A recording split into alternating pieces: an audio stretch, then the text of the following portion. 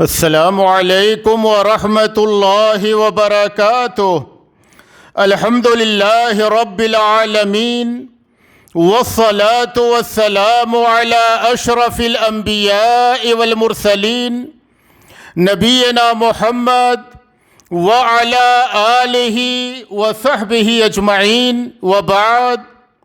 معزز دینی بھائیو، آج کا یہ پروگرام انتہائی اہمیت کا حامل ہے، اور اس کی وجہ یہ ہے کہ آج ہم اس عظیم شخصیت جنہیں ہم حسین بن علی رضی اللہ عنہ کے نام سے جانتے ہیں، جو نبی اکرم صلی اللہ علیہ وسلم کے نواسے فاطمہ رضی اللہ عنہا کے نور نظر اور علی رضی اللہ عنہ کے لخت جگر تھے، ان کے بعض فضائل و مناقب اور ان کی شہادت کے المناک واقعے کو مختصراً ذکر کریں گے۔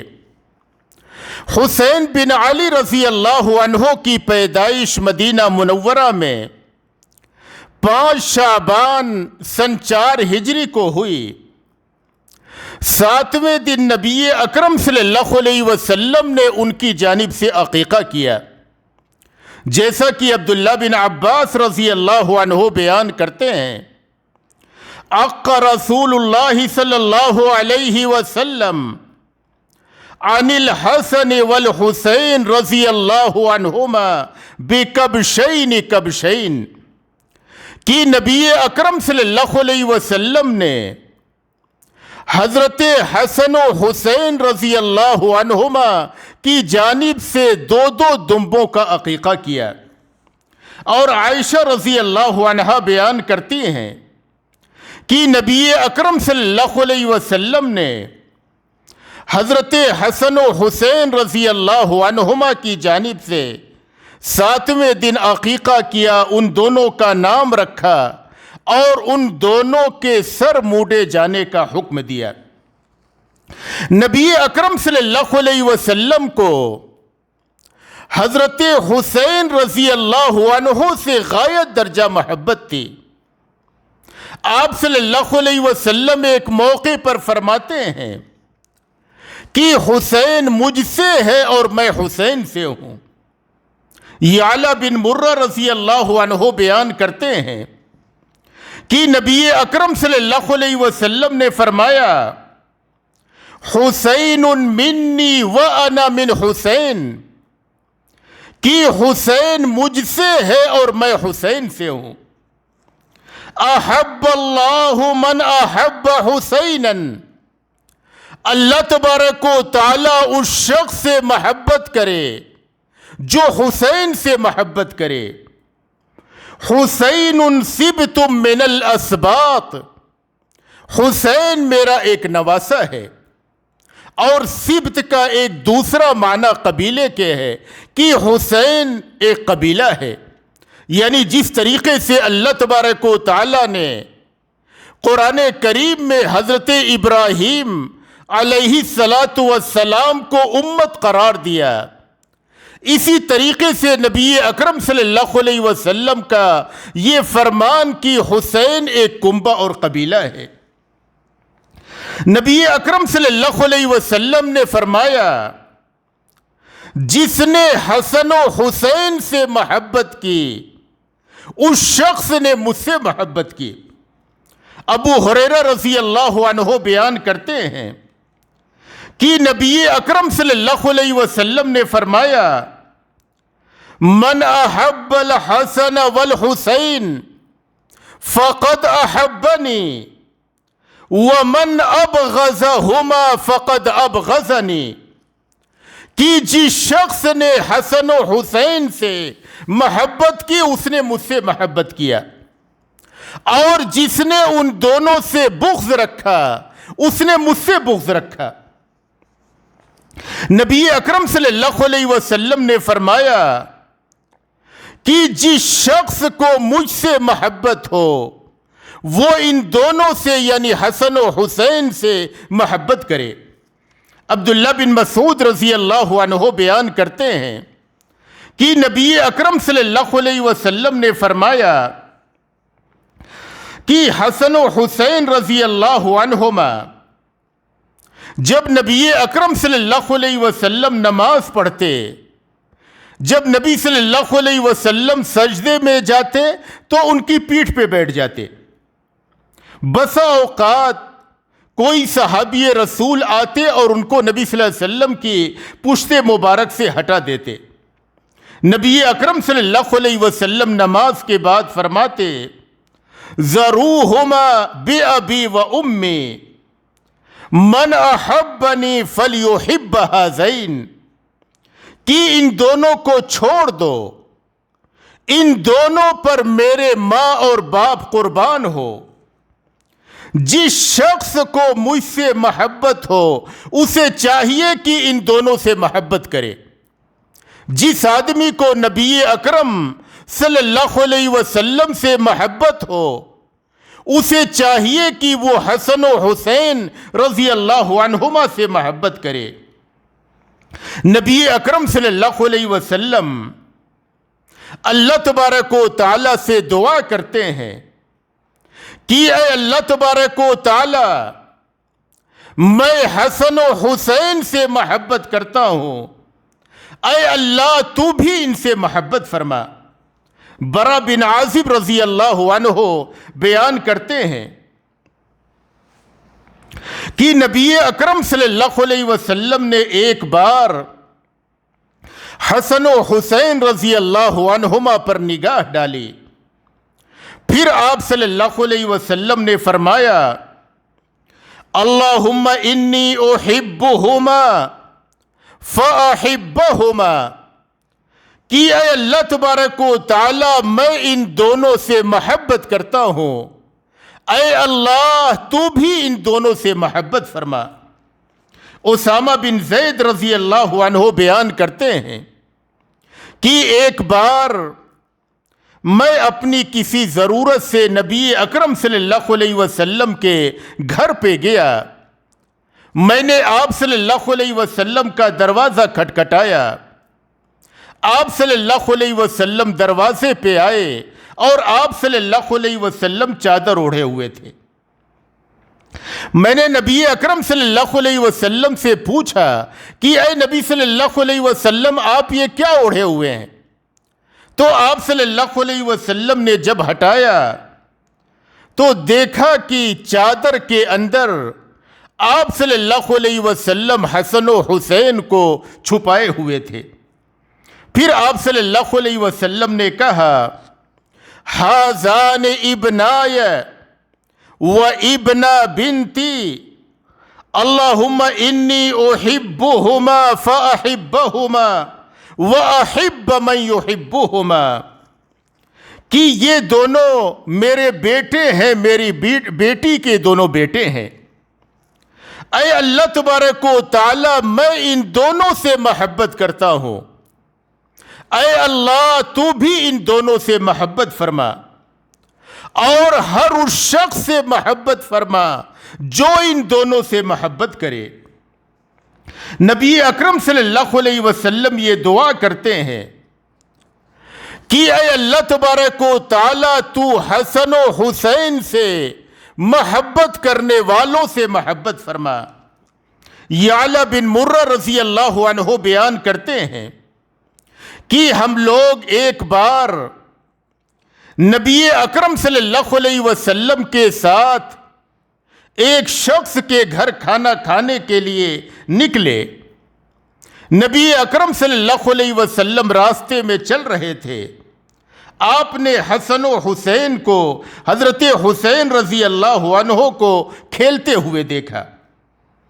آپ صلی اللہ علیہ وسلم نے ان کے سر پہ ہاتھ رکھا اور آپ صلی اللہ علیہ وسلم نے انہیں بوسہ دیا۔ پھر آپ صلی اللہ علیہ وسلم نے فرمایا حسین منی وانا من حسین احب اللہ من احب حسینا، کہ حسین مجھ سے ہے اور میں حسین سے ہوں، اللہ تبارک و تعالی اس شخص سے محبت کرے جو حسین سے محبت کرے۔ حسین میرا ایک نواسہ ہے۔ نبی اکرم صلی اللہ علیہ وسلم نے فرمایا کہ حسن و حسین میرے گلشن دنیا کے دو پھول ہیں۔ ابو نعیم بیان کرتے ہیں کہ میں عبداللہ بن عمر رضی اللہ عنہ کے پاس بیٹھا ہوا تھا۔ ایک شخص ان کے پاس آیا اور اس نے آ کر کے پوچھا کہ اے عبداللہ بن عمر، اگر کوئی آدمی احرام کی حالت میں مچھر کو قتل کر دے تو اس کا کیا فدیہ ہے؟ حضرت عبداللہ بن عمر نے اس سائل سے پوچھا کہ تم کہاں کے رہنے والے ہو؟ اس نے کہا کہ میں عراق کا رہنے والا ہوں۔ تو حضرت عبداللہ بن عمر رضی اللہ عنہ نے کہا کہ ذرا اس آدمی کو دیکھو، یہ مجھ سے مچھر کے قتل کے فدیے کے بارے میں پوچھ رہا ہے، جبکہ ان لوگوں نے نبی اکرم صلی اللہ علیہ وسلم کے نواسے حضرت حسین کو شہید کر دیا۔ میں نے نبی اکرم صلی اللہ علیہ وسلم کو یہ فرماتے ہوئے سنا تھا۔ آپ صلی اللہ علیہ وسلم حضرت حسن و حسین کے بارے میں یہ کہہ رہے تھے، ہما ریحانتای من الدنیا، کہ یہ حسن و حسین یہ دونوں میرے گلشن دنیا کے دو پھول ہیں۔ پھول کو پانی دیا جاتا ہے، اسے کاٹا نہیں جاتا ہے، پھول کو سونگھا جاتا ہے، اسے مسلا نہیں جاتا ہے، لیکن کوفہ کے غداروں نے حضرت حسین رضی اللہ عنہ کو ظلم و ستم ڈھاتے ہوئے شہید کر دیا۔ نبی اکرم صلی اللہ علیہ وسلم بسا اوقات جب نماز پڑھاتے اور جب سجدے میں جاتے تو حسن و حسین رضی اللہ عنہما آپ کی پشت مبارک پر بیٹھ جایا کرتے تھے، جیسا کہ ابو ہریرہ رضی اللہ عنہما بیان کرتے ہیں کہ نبی اکرم صلی اللہ علیہ وسلم ایک بار ہمیں عشاء کی نماز پڑھ رہے تھے۔ جب آپ صلی اللہ علیہ وسلم سجدے میں گئے تو حضرت حسن و حسین آپ کی پشت مبارک پر بیٹھ گئے۔ پھر آپ صلی اللہ علیہ وسلم نے پیچھے ہاتھ کر کے نرمی کے ساتھ ان کو ہٹایا، پھر آپ سجدے سے اٹھے۔ پھر آپ صلی اللہ علیہ وسلم جب نماز سے فارغ ہوئے تو آپ صلی اللہ علیہ وسلم نے ان دونوں کو اپنی ران پہ بیٹھا لیا۔ حضرت عبداللہ بن مسعود رضی اللہ عنہ بیان کرتے ہیں کہ جب نبی اکرم صلی اللہ علیہ وسلم نماز پڑھاتے تو حضرت حسن و حسین رضی اللہ عنہما آپ صلی اللہ علیہ وسلم کی پیٹھ پر جا کر کے بیٹھ جایا کرتے تھے۔ کوئی صحابی رسول آ کر کے ہٹا دیتے۔ آپ صلی اللہ علیہ وسلم کی محبت کا عالم یہ تھا کہ آپ صلی اللہ علیہ وسلم فرماتے، دعوہما بِأَبِيهُمَا وَأُمِّي، ان دونوں کو چھوڑ دو، میرے ماں اور باپ ان دونوں پر قربان ہوں۔ ابھی حسین اور حسن و حسین رضی اللہ عنہما ابھی چھوٹے بچے تھے کہ ان کے لیے یہ کرامت ظاہر ہوئی، جسے ابو ہریرہ رضی اللہ عنہ بیان کرتے ہیں کہ نبی اکرم صلی اللہ علیہ وسلم جب سجدے میں جاتے تو حسن و حسین آپ کی پشت مبارک پر بیٹھ جاتے۔ ایک دن آپ صلی اللہ علیہ وسلم نماز سے فارغ ہوئے۔ نماز سے فارغ ہو کر کے آپ نے ہم سے کچھ بیان کرنا شروع کیا۔ آپ حسن و حسین کو اپنے دائیں اور بائیں جانب بیٹھائے ہوئے تھے۔ ابو ہریرہ رضی اللہ عنہ کہنے لگے کہ اے نبی صلی اللہ علیہ وسلم، کیا میں حسن و حسین کو ان کی ماں کے پاس پہنچا کر کے نہ آ جاؤں؟ نبی اکرم صلی اللہ علیہ وسلم نے کہا کہ نہیں، رہنے دو۔ اتنے ہی میں دروازے پہ، مسجد کے دروازے پہ ایک چمک سی روشنی آئی۔ پھر آپ صلی اللہ علیہ وسلم نے حسن و حسین سے کہا الحقا بامکما، کہ تم دونوں اپنی ماں کے پاس چلے جاؤ۔ روایت میں بیان کیا گیا فما زالا یمشیان فی ضوئها حتی دخلا، کہ حسن و حسین یہ دونوں اس روشنی میں چلتے رہے یہاں تک کہ اپنے گھر میں داخل ہو گئے، تب یہ روشنی غائب ہوئی۔ یہ بچپنے میں ان کے لیے اللہ کی جانب سے یہ کرامت ظاہر ہوئی۔ ایک بار نبی اکرم صلی اللہ علیہ وسلم مسجد میں خطبہ دے رہے تھے۔ حضرت حسن و حسین ایک سرخ لباس پہن کر کے یہ دونوں بچے مسجد میں داخل ہوئے۔ نبی اکرم صلی اللہ علیہ وسلم فرط محبت سے اپنے نفس پر قابو نہ لا سکے۔ آپ صلی اللہ علیہ وسلم منبر سے اترے اور حسن و حسین کو اٹھا لیا۔ پھر آپ صلی اللہ علیہ وسلم منبر پر چڑھے اور آپ نے اپنا خطبہ جاری کیا۔ پھر آپ صلی اللہ علیہ وسلم نے کہا کہ اللہ تبارک و تعالی نے سچ فرمایا ہے انما اموالکم و اولادکم فتنہ، کہ تمہاری مال اور تمہاری اولاد تمہارے لیے فتنہ ہے۔ آپ صلی اللہ علیہ وسلم نے کہا کہ میں نے ان دونوں بچوں کو چلتے ہوئے دیکھا، میں اپنے نفس پر قابو نہ رکھ سکا۔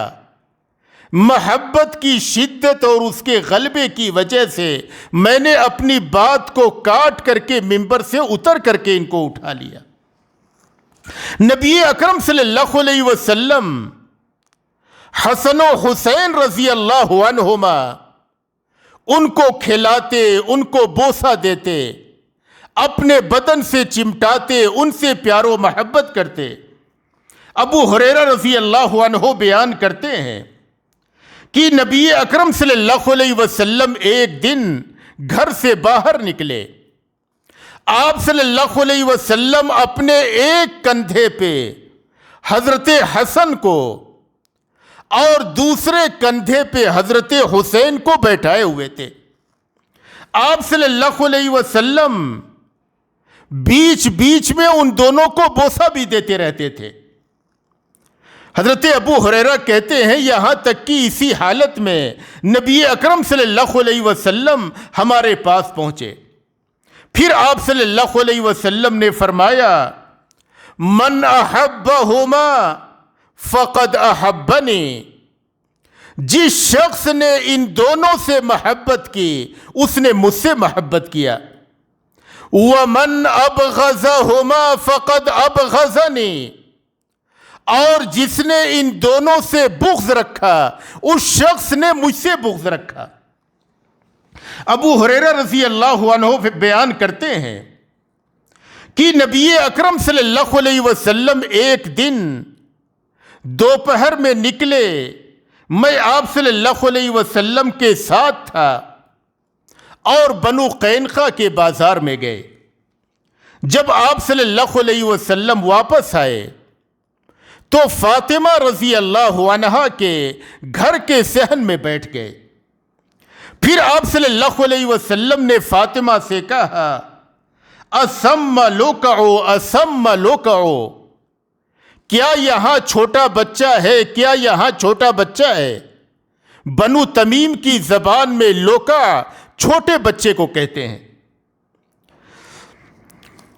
حضرت فاطمہ رضی اللہ عنہا نے حسن و حسین کو تھوڑی دیر روک لیا، شاید وہ ان کے کپڑے بدل رہی تھیں یا یہ کہ انہیں نہلا رہی تھیں یا انہیں ہار وغیرہ پہنا رہی تھیں۔ پھر اس کے بعد یہ دونوں بچے دوڑتے ہوئے آئے۔ آپ صلی اللہ علیہ وسلم نے ان کو اپنے جسم سے چمٹا لیا اور ان دونوں کو بوسہ دیا۔ پھر آپ صلی اللہ علیہ وسلم نے فرمایا کہ اے اللہ تبارک و تعالی تو ان سے محبت کر اور اس شخص سے بھی محبت کر جو ان دونوں سے محبت کرے۔ نبی اکرم صلی اللہ علیہ وسلم بیشتر حضرت حسن و حسین رضی اللہ عنہما کو دم کیا کرتے تھے۔ عبداللہ بن عباس رضی اللہ عنہ بیان کرتے ہیں کہ نبی اکرم صلی اللہ علیہ وسلم حضرت حسن و حسین کو دم کرتے اور کہتے کہ تم دونوں کے باپ یعنی ابراہیم علیہ السلام اسماعیل اور اسحاق علیہ السلام کو اس طریقے سے دم کیا کرتے تھے۔ آپ صلی اللہ علیہ وسلم یہ کلمات پڑھ کر کے دم کرتے، اعوذ بکلمات اللہ التامہ من کل شیطان وہامہ ومن کل عین لامہ۔ نبی اکرم صلی اللہ علیہ وسلم ایک بار اپنی بیٹی فاطمہ رضی اللہ عنہا کے گھر پہ گئے۔ اس وقت حسن و حسین گھر پر موجود نہ تھے۔ نبی اکرم صلی اللہ علیہ وسلم نے فاطمہ رضی اللہ عنہا سے پوچھا کہ حسن و حسین کہاں گئے؟ تو حضرت فاطمہ نے بتلایا کہ علی ان کو لے کر کے باہر گئے ہوئے ہیں۔ نبی اکرم صلی اللہ علیہ وسلم باہر نکلے تو دیکھا کہ حضرت حسن و حسین رضی اللہ عنہما ایک جگہ پر کھیل رہے ہیں اور وہاں پہ علی بھی موجود ہیں۔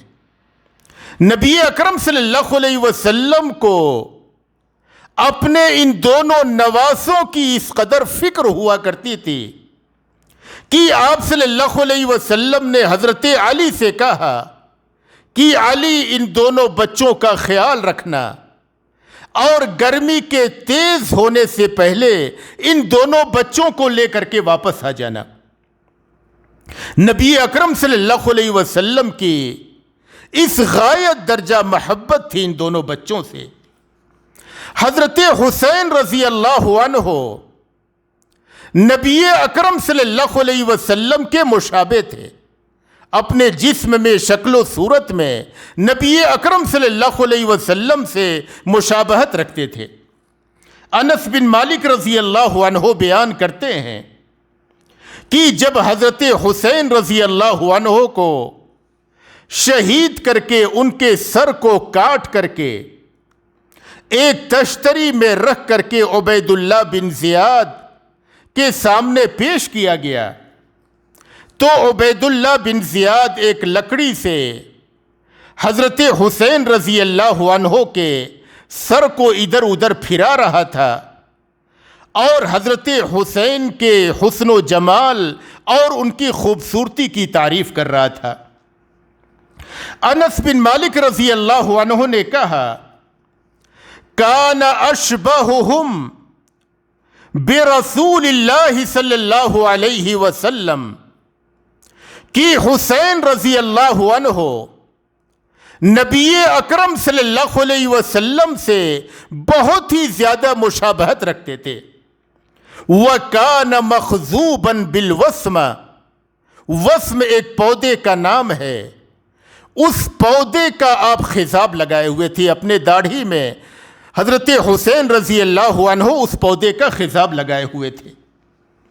نبی اکرم صلی اللہ علیہ وسلم نے فرمایا کہ حسن و حسین رضی اللہ عنہما یہ دونوں جنت کے نوجوانوں کے سردار ہوں گے۔ ابو سعید خدری رضی اللہ عنہ بیان کرتے ہیں کہ نبی اکرم صلی اللہ علیہ وسلم نے فرمایا الحسن والحسین سیدہ شباب اہل الجنہ، کہ حسن و حسین جنت کے نوجوانوں کے سردار ہوں گے۔ حذیفہ رضی اللہ عنہ بیان کرتے ہیں کہ ایک بار میری ماں نے مجھ سے پوچھا کہ حذیفہ تمہیں نبی اکرم صلی اللہ علیہ وسلم سے ملاقات کیے ہوئے کتنے دن ہو گئے ہیں؟ حضرت حذیفہ نے کہا کہ اتنا دن ہو گیا۔ ماں سن کر کے غصہ ہوئی، ماں نے کہا کہ اتنا دن ہو گیا اور تم نے نبی اکرم صلی اللہ علیہ وسلم کی زیارت نہ کی، آپ سے ملاقات تک نہ کی۔ حضرت حذیفہ نے کہا کہ ماں میں جاتا ہوں اور نبی اکرم صلی اللہ علیہ وسلم کے ساتھ مغرب کی نماز پڑھوں گا اور آپ صلی اللہ علیہ وسلم سے درخواست کروں گا کہ اے نبی صلی اللہ علیہ وسلم اللہ سے دعا کر دیجئے کہ اللہ میرے اور میری ماں کے گناہوں کو بخش دیں۔ حضرت حذیفہ رضی اللہ عنہ نبی اکرم صلی اللہ علیہ وسلم کے پاس آئے اور آپ صلی اللہ علیہ وسلم کے ساتھ مغرب اور عشاء کی نماز پڑھی۔ عشاء کے بعد نبی اکرم صلی اللہ علیہ وسلم کے پیچھے نکلے۔ رات کا اندھیرا تھا۔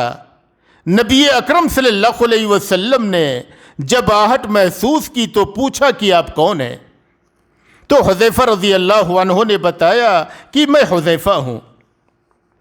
تو آپ صلی اللہ علیہ وسلم نے کہا کہ ابھی جو فرشتہ میرے پاس آیا تھا وہ فرشتہ روئے زمین پر پہلی بار اترا ہے، اس نے اللہ تبارک و تعالی سے مجھ سے ملنے کے لیے اجازت طلب کی۔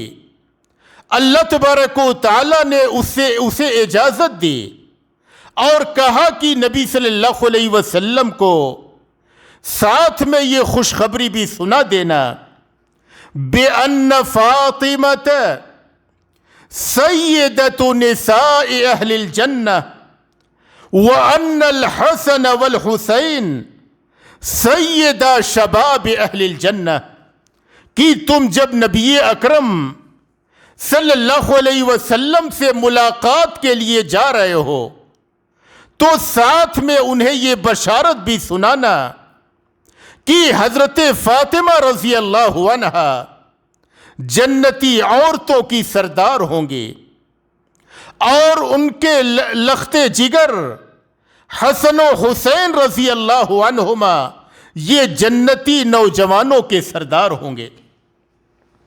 یہ حضرت حسن و حسین رضی اللہ عنہما کے فضائل تھے، ان کی خصوصیات تھی جن کا صحیح احادیث مبارکہ میں ذکر ہوا ہے۔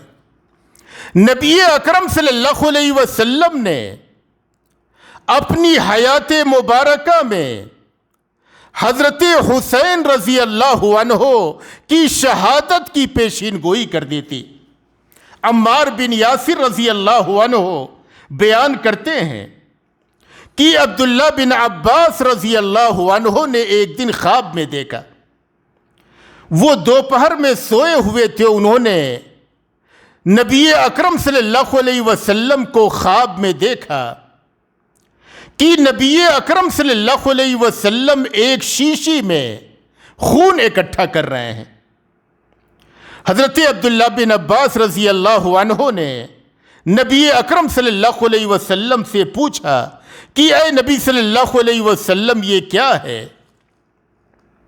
تو نبی اکرم صلی اللہ علیہ وسلم نے کہا دم الحسین و اصحابہ، یہ حضرت حسین اور ان کے ساتھیوں کا خون ہے۔ حضرت عمار بن یاسر رضی اللہ عنہ کہتے ہیں کہ ہم نے اس دن کو یاد کر لیا تھا جس دن حضرت عبداللہ بن عباس نے یہ خواب دیکھا تھا، اور ٹھیک اسی دن حضرت حسین رضی اللہ عنہ کی شہادت ہوئی۔ حضرت حسین رضی اللہ عنہ کی شہادت انتہائی دردناک اور انتہائی المناک ہے۔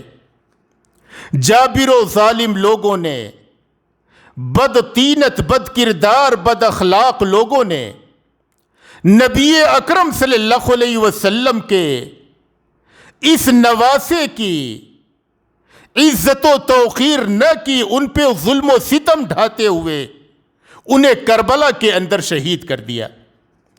وہ حضرت حسین جن سے نبی اکرم صلی اللہ علیہ وسلم غایت درجہ محبت کرتے تھے، صحابہ کرام محبت کرتے تھے، انہیں دنیا میں جنت کی بشارت ملی تھی۔ جابر بن عبداللہ رضی اللہ عنہ یہ کہا کرتے تھے کہ جو شخص دنیا میں کسی چلتے پھرتے ہوئے جنتی کو دیکھنا چاہے تو وہ حضرت حسین کو دیکھے۔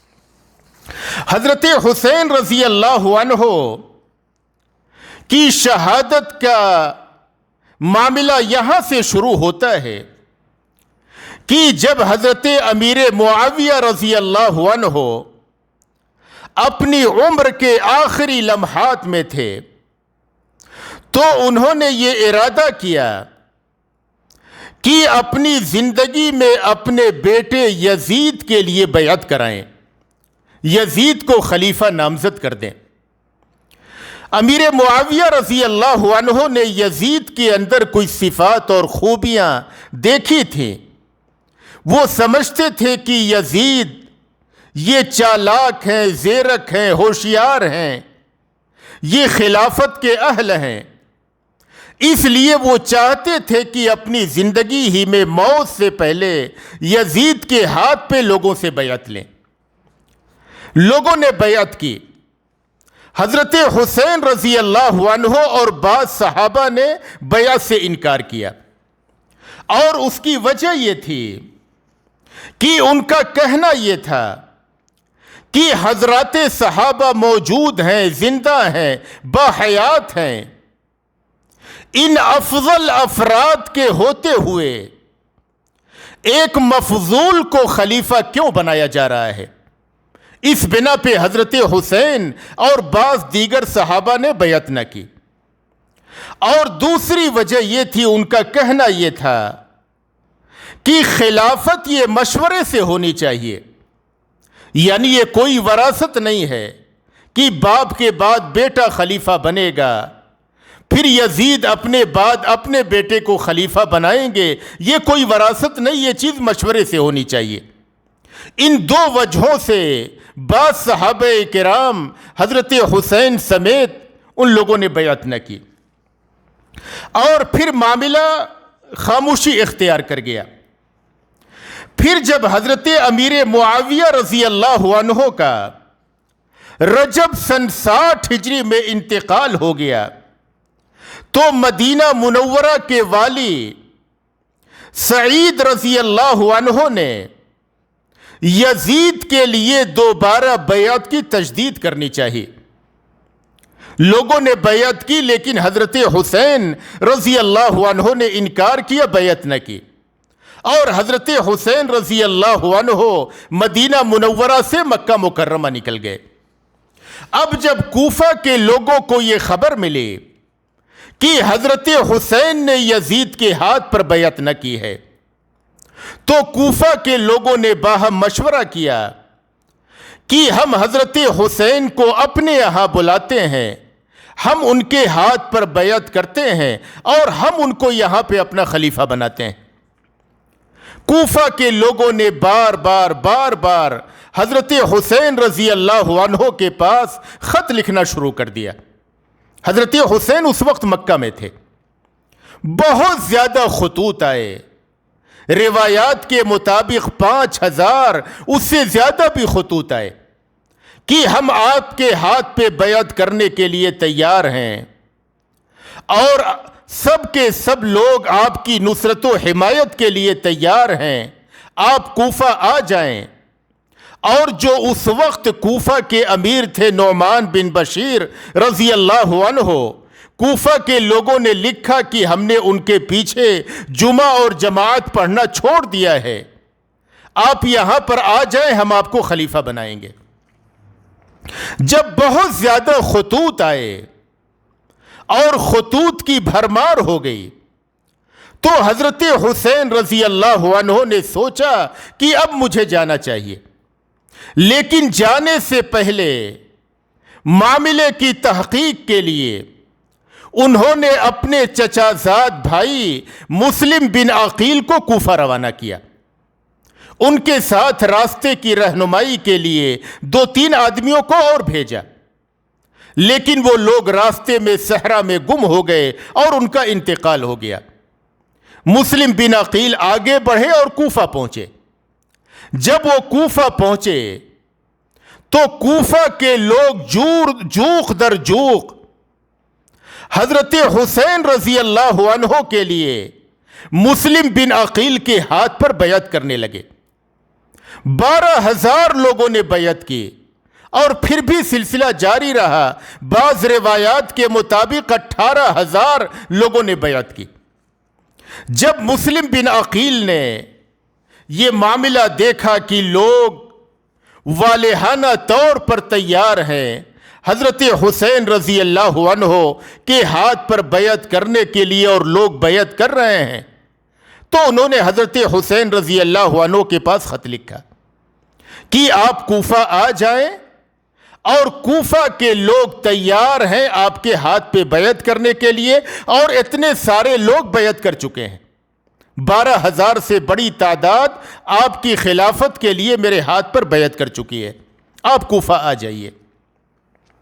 اب حضرت حسین رضی اللہ عنہ نے کوفہ جانے کا پکا ارادہ کر لیا.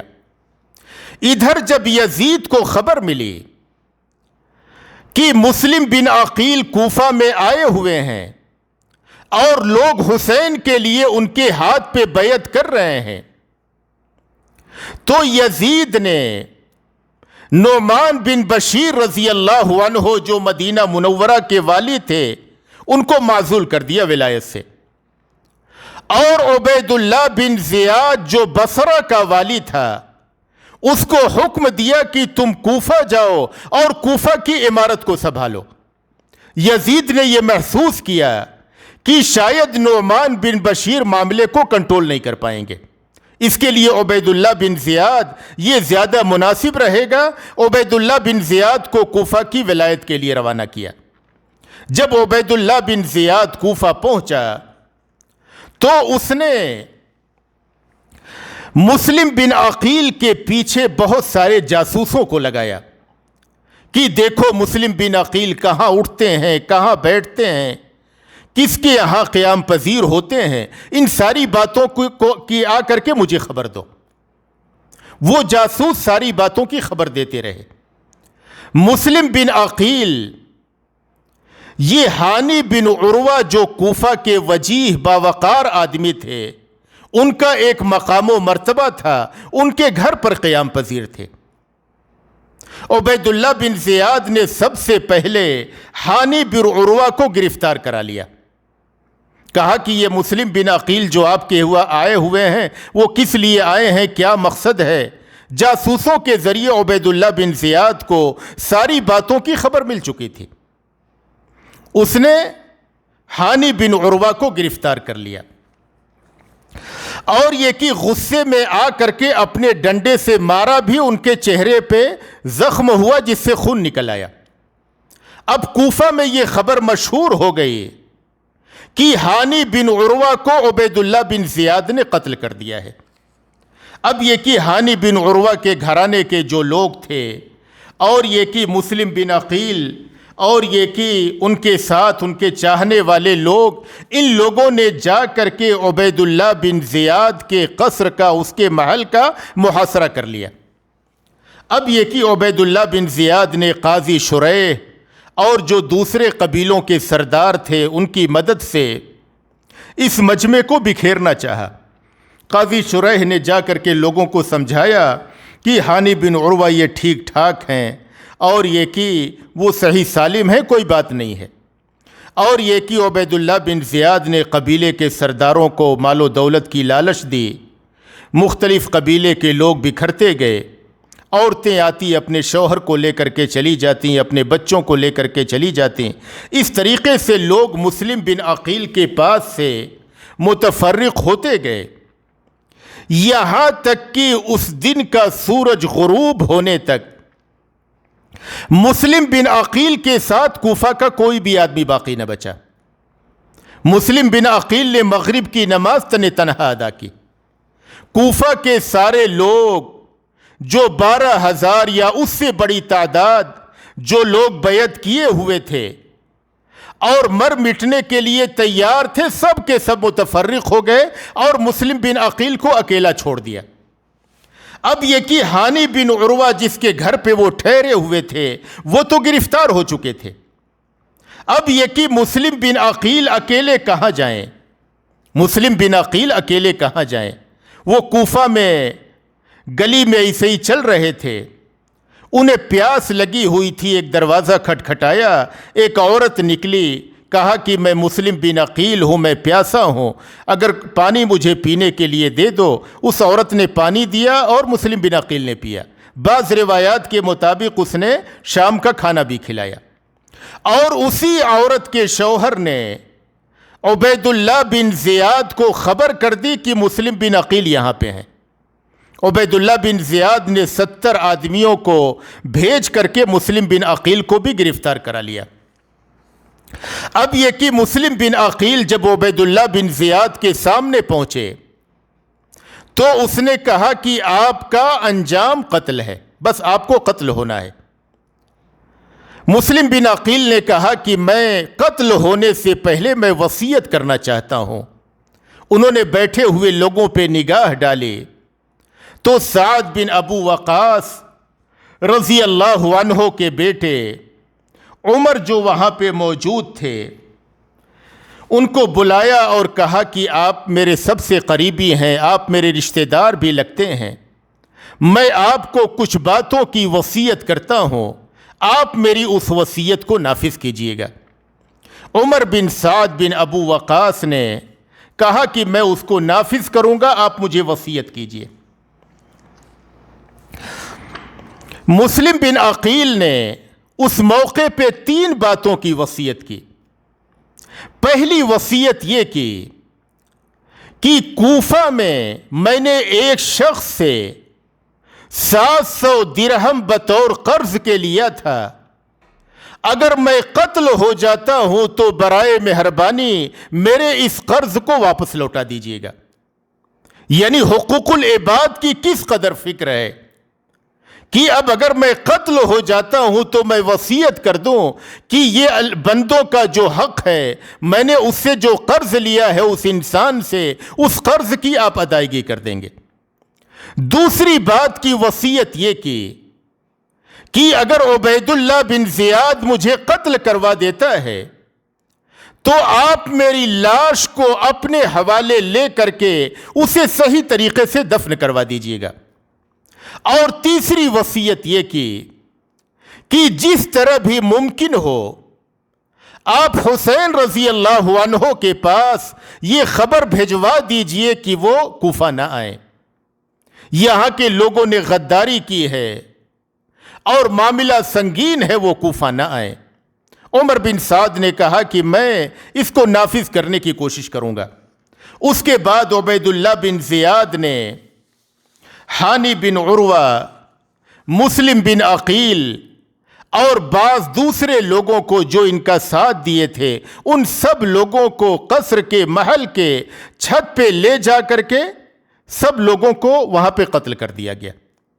اور یہ کہ قتل کر کے ان کے سر کو نیچے مجمع جو کھڑا تھا ان کے سامنے پھینکا گیا. اب حضرت حسین رضی اللہ عنہ مسلم بن عقیل کے خط کے پہنچنے کے بعد کہ کوفہ کے لوگ بیعت کرنے کے لیے تیار ہیں اور اتنی بڑی تعداد میں بیعت کر چکے ہیں, آپ کوفہ آ جائیں, حالات سازگار ہیں, مناسب ہیں, لوگ والہانہ طور پہ آپ کے منتظر ہیں. حضرت حسین رضی اللہ عنہ نے نکلنے کا ارادہ کیا کوفہ کے لیے. جس دن حضرت حسین رضی اللہ عنہ کوفہ کے لیے نکل رہے تھے وہ ذی الحجہ کی 8 تاریخ تھی, یوم الترویہ تھا, جس دن حاجی حج کے لیے جاتے ہیں اور حج کے ارادے سے منی روانہ ہوتے ہیں. سارے لوگ حج کے لیے جا رہے تھے اور حسین رضی اللہ عنہ کوفہ کے لیے نکل رہے تھے. حضرت عبداللہ بن عباس رضی اللہ عنہ کو جب خبر ملی کہ حسین رضی اللہ عنہ کوفہ کے لیے روانہ ہو رہے ہیں, وہ بھاگے ہوئے آئے اور انہوں نے بہت سمجھایا, کہا کہ اے حضرت حسین آپ کوفہ نہ جائیں, کوفہ کے لوگ غدار ہیں، انہوں نے آپ کے والد علی کے ساتھ غداری کی ہے، انہوں نے آپ کے بڑے بڑے بھائی حسن کے ساتھ غداری کی ہے، آپ کوفہ نہ جائیں۔ بہت سختی کے ساتھ روکا، یہاں تک کہ حضرت عبداللہ بن عباس نے کہا کہ اگر لوگ برا نہ جانیں گے تو میں اس بات کے لیے بھی تیار ہوں کہ آپ کے دامن کو پکڑ کے لٹک جاؤں، آپ کے پیروں کو باندھ لوں اور آپ کو کوفہ نہ جانے دوں۔ لیکن حضرت حسین رضی اللہ عنہ ایک عزم کر چکے تھے، اس لیے انہوں نے عبداللہ بن عباس رضی اللہ عنہ کی بات پر دھیان نہ دیا اور کوفہ کے لیے روانہ ہوئے۔ حضرت حسین رضی اللہ عنہ کوفہ نکلنے سے پہلے جب خانہ کعبہ کا طواف کر رہے تھے تو طواف کے دوران ام سلمہ رضی اللہ عنہا جو مومنوں کی ماں ہیں، ان کی نگاہ حضرت حسین پر پڑی، وہ زارو قطار رونے لگیں اور منع کیا کہ حسین تم کوفہ نہ جاؤ۔ لیکن جب حضرت حسین کے عزم کو دیکھا تو ان کو دعائیں دی اور کہا، الوداعی کلمات کہے اور یہ کہا کہ اگر تم عزم کر چکے ہو تو جاؤ۔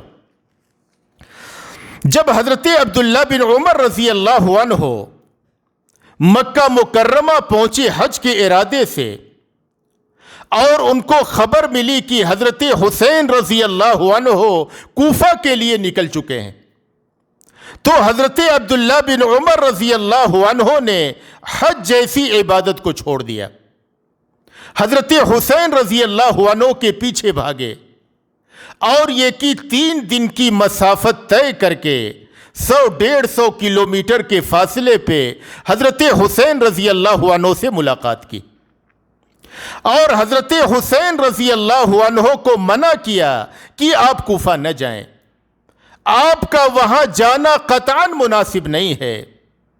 لیکن جب حضرت حسین رضی اللہ عنہ تیار نہ ہوئے تو عبداللہ بن عمر رضی اللہ عنہ ان کے سینے سے لگ گئے اور روتے رہے، دیر تک روتے رہے اور کہنے لگے کہ مجھے یہ لگتا ہے کہ اب آج کے بعد دوبارہ آپ سے ملاقات نہ ہو سکے گی، شاید میری یہ آپ سے آخری ملاقات ہے۔ حضرت حسین رضی اللہ عنہ نے اپنا سفر جاری رکھا۔ حضرت حسین رضی اللہ عنہ نے اپنے اس سفر میں اپنے گھر کے لوگوں کو، اپنے اہل و عیال کو، سب کو ساتھ لیا تھا، یعنی اس طریقے سے 72 افراد کا قافلہ تھا۔ حضرت حسین رضی اللہ عنہ کے ساتھ 72 افراد کا قافلہ تھا جو کوفہ کے لیے روانہ تھا۔ حضرت حسین رضی اللہ عنہ آگے بڑھتے گئے، جب کوفہ سے کچھ پہلے راستے میں وہاں کے مشہور شاعر فرزدق سے ملاقات ہوئی۔ حضرت حسین رضی اللہ عنہ نے کوفہ کے حالات پوچھے تو فرزدق نے کہا کہ کوفہ کے لوگوں کے دل آپ کے ساتھ ہیں، لیکن ان کی تلواریں یزید کے ساتھ ہیں۔ پھر حضرت حسین رضی اللہ عنہ آگے بڑھے، جب شراف نامی جگہ پر پہنچے تو ان کو مسلم بن عقیل کے شہید کر دیے جانے کی خبر ملی، تو حضرت حسین رضی اللہ عنہ نے اپنے قافلے کے لوگوں سے کہا کہ مسلم بن عقیل تو شہید کر دیے گئے، بہتر ہوگا کہ ہم لوگ واپس لوٹ جاتے ہیں۔ مسلم بن عقیل کے بھائیوں نے کہا کہ نہیں، اب واپس نہیں ہوں گے، ہم لوگ یہاں تک آ چکے ہیں تو ہم کوفہ میں داخل ہوں گے اور کوفہ میں داخل ہو کر کے مسلم بن عقیل کے قتل کا بدلہ لیں گے۔ جب حضرت حسین رضی اللہ عنہ اور آگے چلے قافلے کے لوگوں کی بات کو سن کر کے اور ان کے حوصلے کو دیکھ کر کے آگے بڑھے، قادسیہ کے مقام پہ پہنچے تو عبید اللہ بن زیاد نے حر بن یزید التمیمی کی قیادت میں 1000 کا لشکر بھیجا تھا اور اس کو یہ حکم دیا تھا کہ تم حسین اور ان کے ساتھیوں کو کوفہ میں داخل نہ ہونے دینا، حسین اور ان کے ساتھیوں کو کوفہ میں داخل نہ ہونے دینا۔ اس مقصد کے لیے 1000 کا لشکر بھیجا تھا۔ اس لشکر کے لوگوں نے حضرت حسین کو روکنے کی کوشش کی کوفہ میں داخل ہونے سے، لیکن حضرت حسین رضی اللہ عنہ اور مسلم بن عقیل کے بھائی وغیرہ اس بات پہ مصر تھے کہ ہم کوفہ میں داخل ہوں گے اور مسلم بن عقیل کے قتل کا بدلہ لیں گے۔ حضرت حسین رضی اللہ عنہ اور ان کے ساتھی راستہ بدل کر کے کوفہ میں داخل ہوئے اور کربلا نامی جگہ پہ جا کر کے انہوں نے قیام کیا۔ جب خبر ملی عبید اللہ بن زیاد کو کہ حسین اور ان کے ساتھی کوفہ میں داخل ہو گئے اور کربلا میں قیام پذیر ہیں، تو اس نے 4000 کا لشکر اور بھیج دیا کربلا کی جانب، یعنی اس طریقے سے اب لشکر 5000 کا ہو گیا۔ یعنی پہلا لشکر جو حر بن یزید التمیمی کی قیادت میں 1000 کا تھا اور اب 4000 کا مزید لشکر بھیجا، اس طریقے سے 5000 کا لشکر ہو گیا جو کربلا میں آ کر کے حضرت حسین اور ان کے ساتھیوں سے لڑائی کرنا چاہتے تھے۔ جب حضرت حسین رضی اللہ عنہ نے دیکھا کہ معاملہ پیچیدہ ہے تو حضرت حسین رضی اللہ عنہ نے اپنے ساتھ آئے ہوئے لوگوں سے، جو 72 افراد تھے، ان سے کہا کہ تم لوگ واپس چلے جاؤ، تم لوگ واپس چلے جاؤ، مدینہ منورہ جو کچھ ہوگا میرے ساتھ ہوگا، میں اس کو دیکھوں گا، تم لوگ واپس چلے جاؤ۔ ان لوگوں نے کہا کہ ہم اب آپ کو اکیلا چھوڑ کر کے نہیں جا سکتے ہیں، جو کچھ ہوگا وہ ہم بھی دیکھیں گے، لیکن آپ کو بے یار و مددگار، بے سہارا اکیلا نہیں چھوڑیں گے۔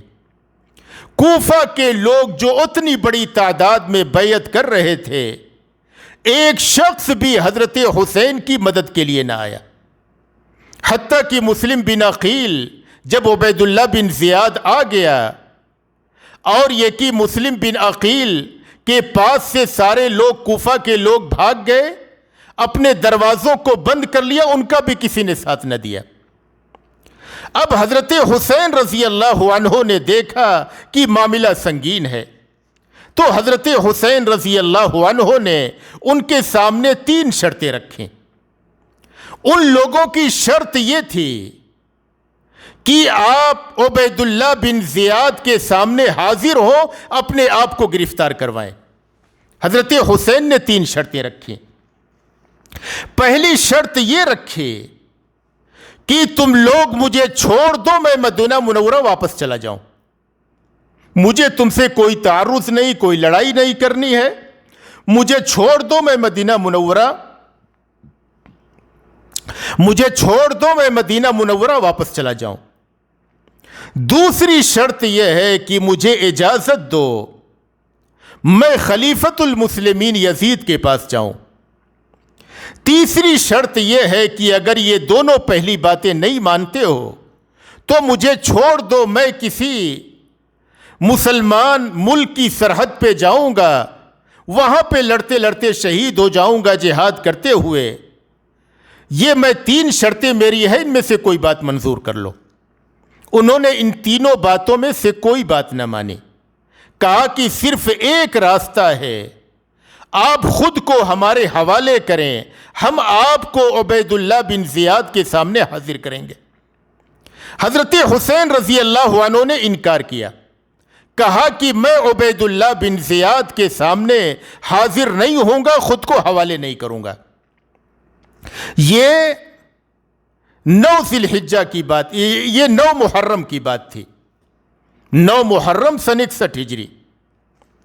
حضرت حسین رضی اللہ عنہ نے کہا کہ دیکھو، آج مجھے مہلت دو، میں رات بھر سوچتا ہوں، پھر کل جو کچھ کرنا ہے ہم کریں گے۔ حضرت حسین رضی اللہ عنہ نے اس رات نمازیں پڑھیں، گریہ وزاری کی اللہ سے، خوب دعائیں کی، غسل کیا، اچھا لباس زیب تن کیا، خوشبو لگائی، اور یہ کہ نماز فجر کے لیے نکلے۔ یزید کے فوجیوں سے کہا کہ تم لوگ اپنی نماز پڑھو، ہم الگ پڑھیں گے تم سے۔ وہ لوگ کہنے لگے کہ اس وقت ہمارے سامنے آپ سے افضل کوئی آدمی نہیں ہے جس کو ہم امام بنائیں۔ ان لوگوں نے بھی حضرت حسین رضی اللہ عنہ کے پیچھے نماز ادا کی۔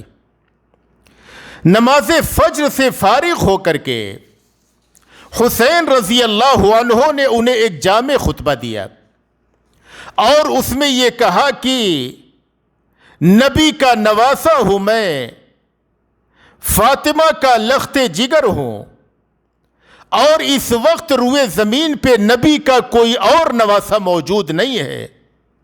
تم میرے ساتھ یہ ظلم و زیادتی کیوں کرتے ہو؟ میرے قتل کے در پہ کیوں ہو؟ میری عزت و توقیر کیوں نہیں کرتے ہو؟ میں خود نہیں آیا ہوں، کوفہ کے لوگوں نے مجھے بلایا اور اتنے سارے ان کے یہ خطوط تھے، اس بنا پر میں آیا ہوں۔ تم مجھے کیوں نہیں چھوڑتے کہ میں یہاں سے مدینہ واپس چلا جاؤں یا یزید کے پاس چلا جاؤں؟ اور خطبے میں بہت ساری باتیں کہیں، ایک اثر انداز خطبہ دیا، اور اس خطبے کے بعد حر بن یزید التمیمی اور یہ کہ اس کے علاوہ تقریباً 40 افراد عبید اللہ بن زیاد کے لشکر سے نکل کر کے حسین رضی اللہ عنہ کی جماعت میں آ کر کے شامل ہو گئے۔ حر بن یزید تمیمی نے کہا کہ یہ جنت و جہنم کا معاملہ ہے، میں حسین کے خلاف لڑائی میں شریک نہیں ہوں گا، میں حضرت حسین کی جانب ہوں گا۔ اور اسی طریقے سے 40 لوگ آ کر کے حضرت حسین رضی اللہ عنہ کی جماعت میں شامل ہو گئے۔ اب یہ کہ معاملہ شدت اختیار کرتا گیا۔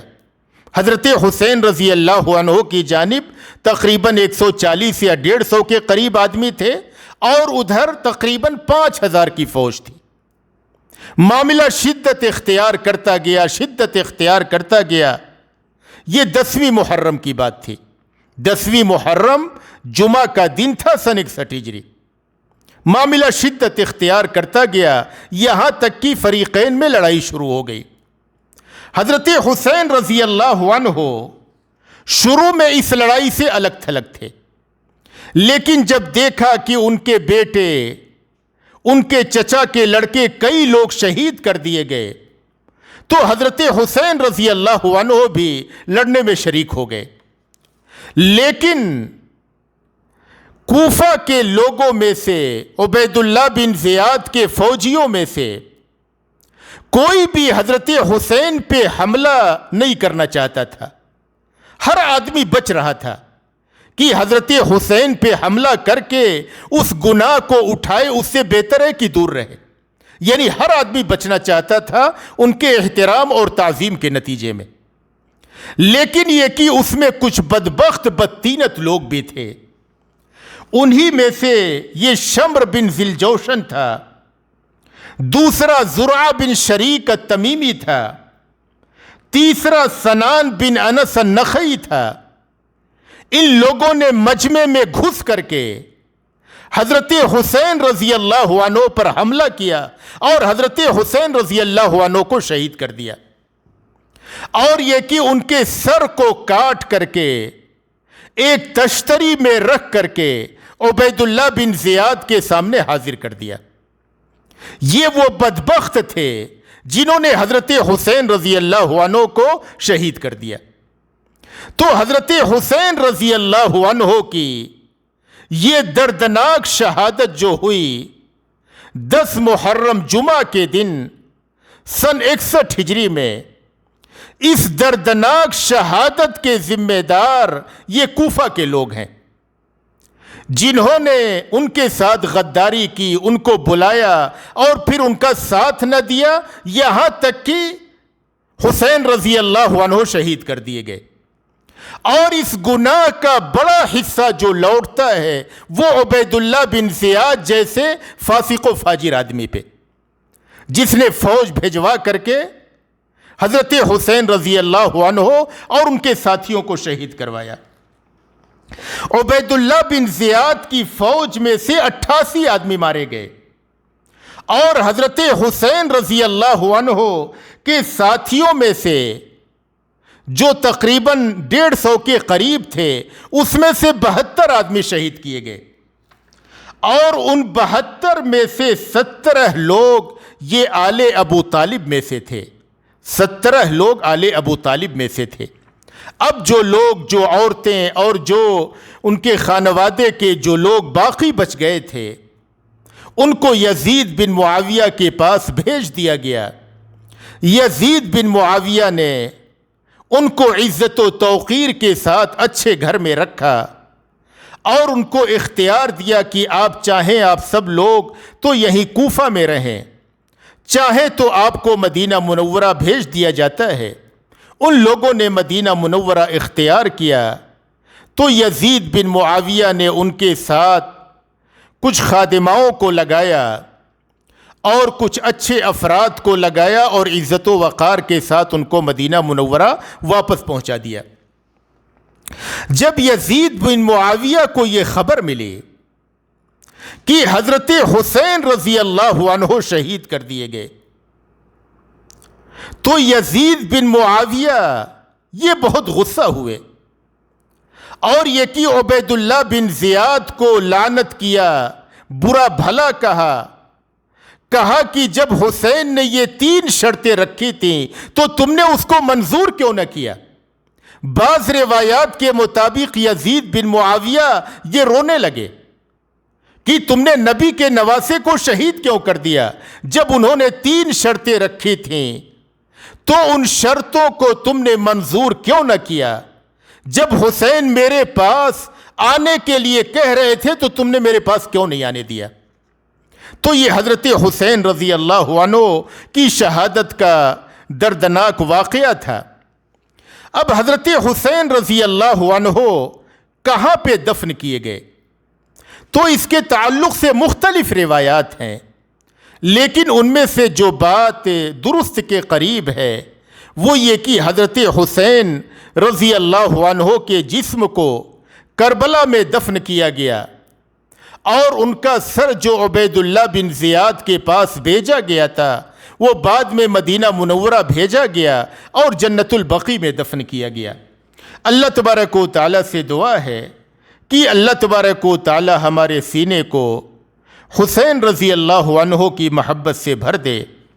اے اللہ تبارک و تعالیٰ تو ہمیں جنت میں حضرت حسین اور نبی اکرم صلی اللہ علیہ وسلم کی رفاقت میسر فرما۔ اے اللہ تبارک و تعالیٰ تو ہمیں جب تک اس دنیا میں رکھ ایمان و اسلام پہ رکھ، اور جب ہمارا خاتمہ ہو ایمان و اسلام پہ ہو۔ وآخر دعوانا ان الحمد للہ